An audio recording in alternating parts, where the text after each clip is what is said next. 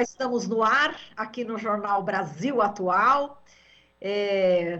Estou vendo aqui o nosso querido Silvio, nosso produtor, que acho que ele já vai sair, né, Silvio? Agora sim, agora sim. Bom, vamos aqui novamente falando sobre toda essa polêmica em relação ao Braga Neto. A gente sabe que o deputado federal Fábio Trade, do PSD de Mato Grosso do Sul, protocolou na semana passada um requerimento para a convocação imediata do ministro da Defesa, Braga Neto, isso depois que o Estadão divulgou a matéria aí, informando, né, que o ministro Braga Neto, por intermédio de um interlocutor, disse ao presidente da Câmara, Arthur Lira, de que não haveria eleições no próximo ano, se não houvesse o voto impresso. Braga Neto negou, o Estadão manteve as informações publicadas e está aqui o deputado federal Fábio Trade, do PSD de Mato Grosso do Sul, para falar conosco sobre esse assunto. Olá, deputado, bom dia, prazer em revê-lo, seja bem-vindo. Muito obrigado, bom dia, Marilu, bom dia a toda a equipe, bom dia a todos os que nos acompanham. Prazer estar aqui, uma excelente semana para todos nós. Obrigada, prazer é o nosso, deputado. Bom, você se referiu a esse episódio, né, Trade, como um anúncio de golpe, né? Como é que você viu o desmentido de Braga Neto, a reação de Arthur Lira e as reais possibilidades do ministro da Defesa comparecer à Câmara dos Deputados para prestar aí os esclarecimentos? Bom, eu reputo da maior gravidade, né? 3 pessoas envolvidas, né? O ministro Braga Neto, o presidente da Câmara, Arthur Lira, e uma terceira pessoa ainda não identificada, né? Que seria um intermediador aí dessa conversa. Eu acredito no Estadão, eu acredito, eu tenho esse direito de acreditar, né? Não me pareceu convincente o desmentido do ministro, até porque ele, na nota, devendo se limitar a um desmentido categórico e seco, taxativo, ele foi além, fez até juízo positivo de valor a respeito da tese, não é? Do voto impresso. Então, eu acredito, eu penso que o Estadão não iria inventar detalhes dessa conversa, é isso, não é? Então, realmente, alguém vazou, não é?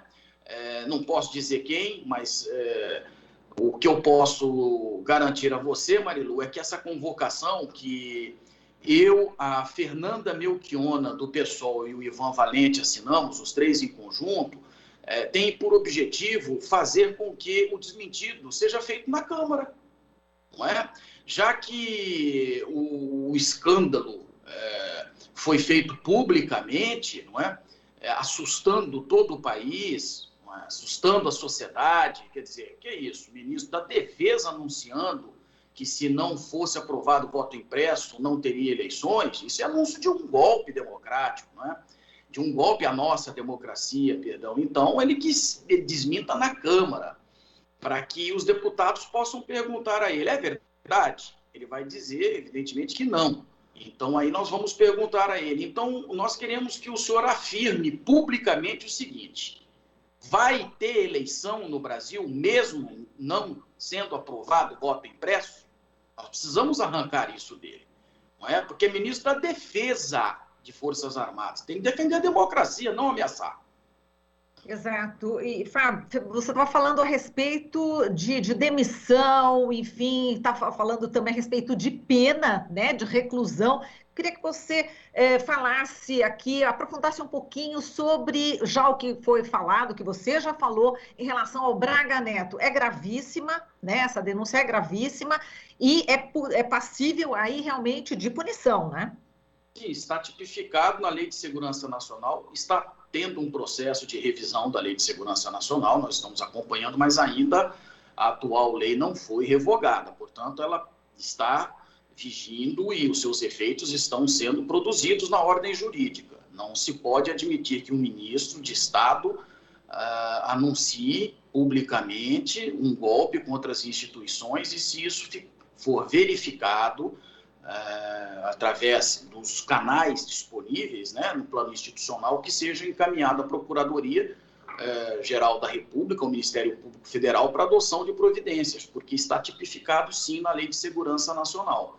É muito grave. Agora, Marilu, eu não sei se você observou o seguinte, né, um dado interessante aqui para reflexão de todos nós.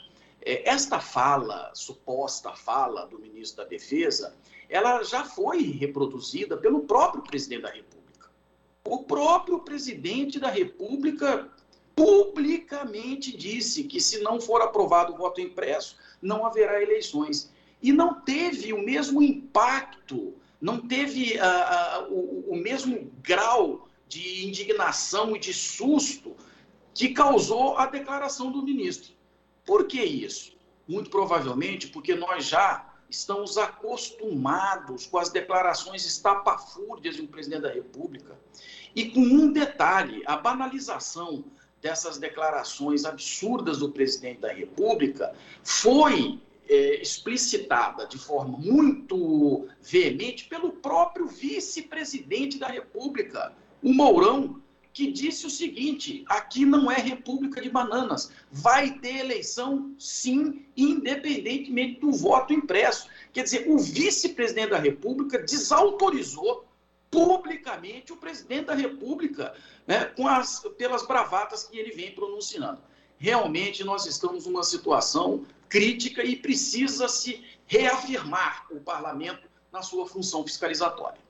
Exato. Agora, como fiscalizar, enfim, como agir em relação ao presidente da República, que, como você falou, banalizou, né? Enfim, a gente está naturalizando as barbaridades que ele fala, mas qual seria a atitude agora, né, do parlamento, do Congresso, enfim, o que poderia ser feito nessa direção para cobrar o próprio presidente da República, que falou isso, enfim, que o Braga Neto já falou, mas que ele já havia falado antes, como você bem relembrou. Já há pedidos de impeachment por várias infrações político-administrativas, crimes de responsabilidade. Todos esses pedidos estão nas mãos do presidente da Câmara, Arthur Lira. Não é? Esperamos que ele, pelo menos, decida, porque até agora não há decisão se vai ou não dar prosseguimento a esses pedidos, inclusive ao super impeachment. Não é? Estão lá parados.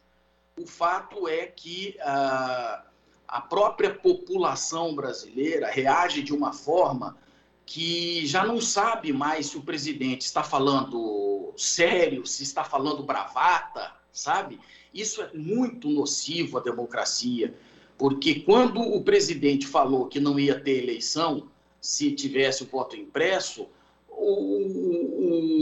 a turbulência foi muito menor que quando o ministro falou. E o ministro é subordinado ao presidente, Marilu. É isso que eu quero que as pessoas entendam.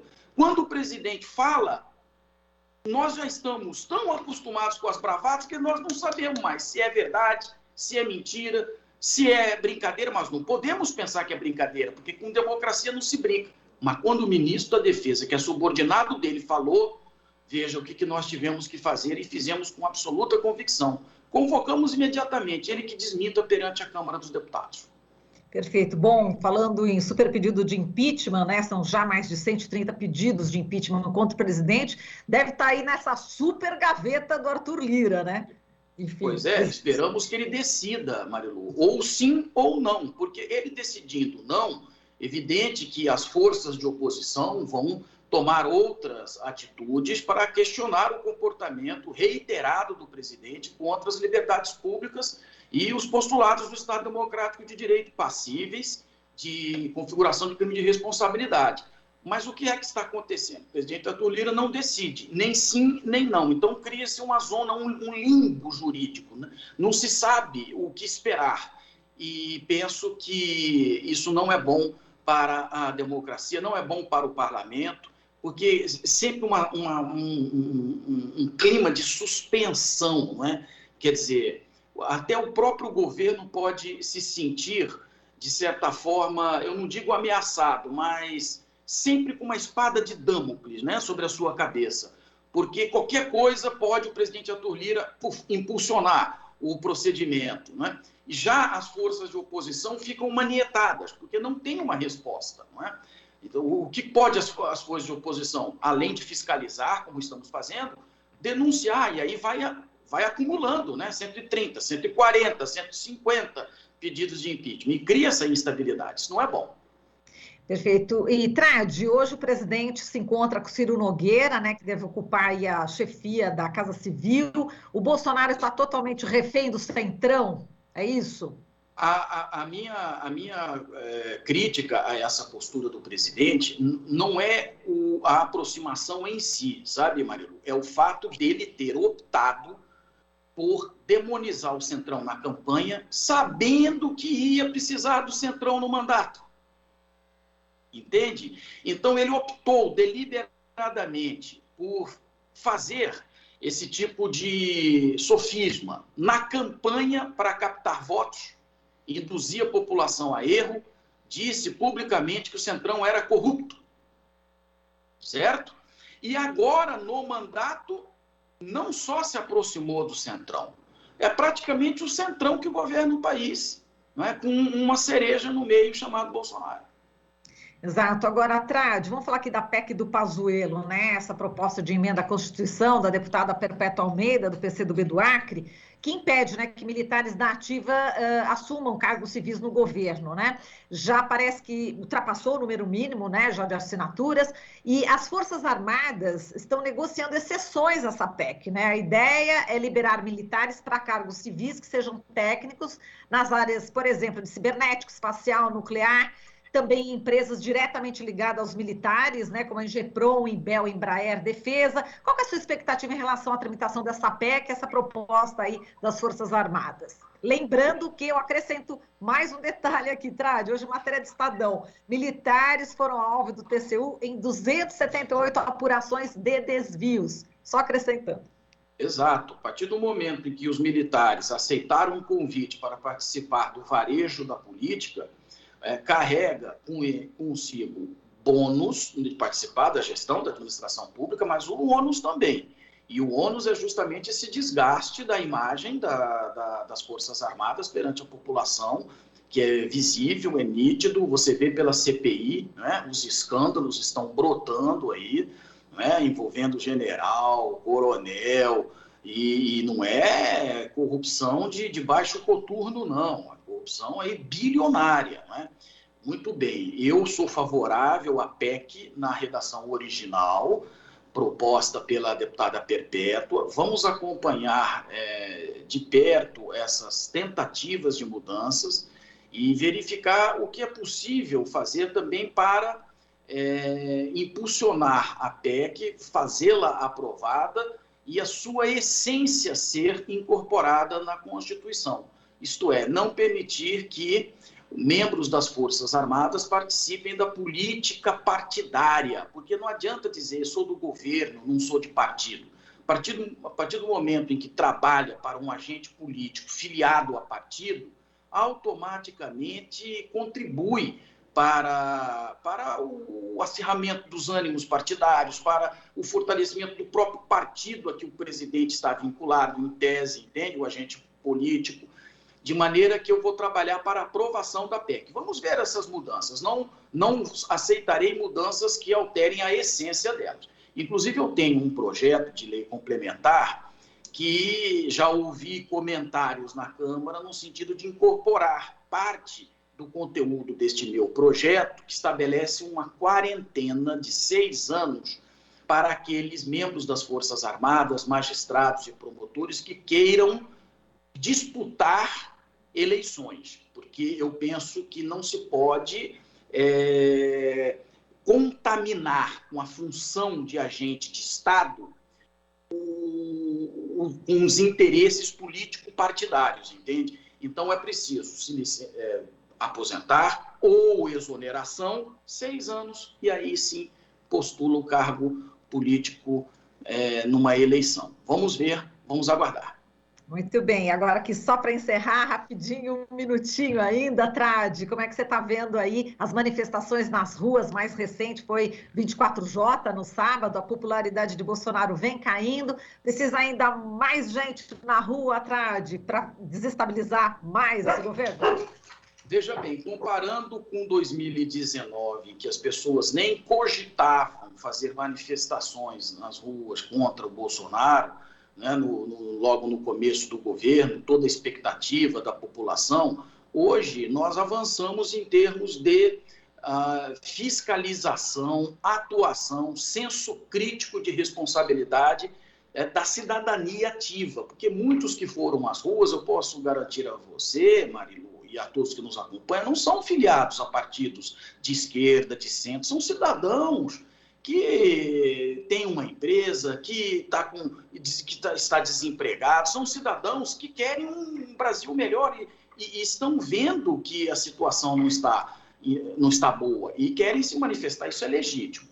Com relação a algumas intercorrências, por exemplo, o incêndio lá na estátua do Borba Gato, o que eu gostaria de dizer? Que esse debate sobre revisionismo histórico, sobre essa questão de contestação daqueles que estão na história brasileira, é um debate que merece respeito, mas o foco prioritário das forças de cidadania ativa do Brasil, agora o foco prioritário é defender a democracia contra as investidas autoritárias do governo Bolsonaro. Por isso, eu faço o meu registro no sentido de que, embora respeite esse debate, eu respeito esse debate do revisionismo histórico, mas nós não podemos perder o foco. O foco é defender a nossa democracia. Tá certo, Tradi. A gente agradece aqui a sua participação. Forte abraço para você. Forte abraço, saúde a você e a todos que nos acompanham. Você está ouvindo Jornal Brasil Atual. As notícias que os outros não dão.